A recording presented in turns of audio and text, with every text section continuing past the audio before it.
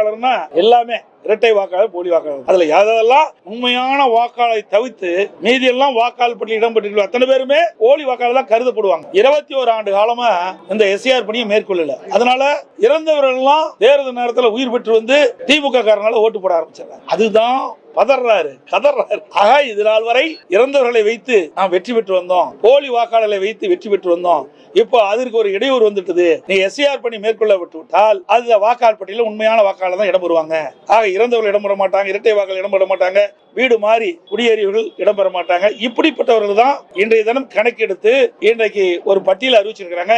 எப்ப கூட அதில் உண்மையான வாக்காளர் விடுபட்டு இருந்தா அதற்கு 1 மாத காலம் வாய்ப்பு கொடுத்திருக்காங்க. அவர்கள் குறிப்பிட்ட அந்த படிவத்துல அவர்கள் பூர்த்தி செஞ்சு சம்பந்தப்பட்ட பூத்தருடைய தேர்தல் அறிவிட்டு கொடுத்தா சேர்த்திக்குவாங்க. இப்ப ஏற்கனவே அறிவிச்சிட்டாங்க, அவங்களுக்கு வாய்ப்பு கொடுக்குறாங்க. அதெல்லாம் வாய்ப்பு மறுக்கல.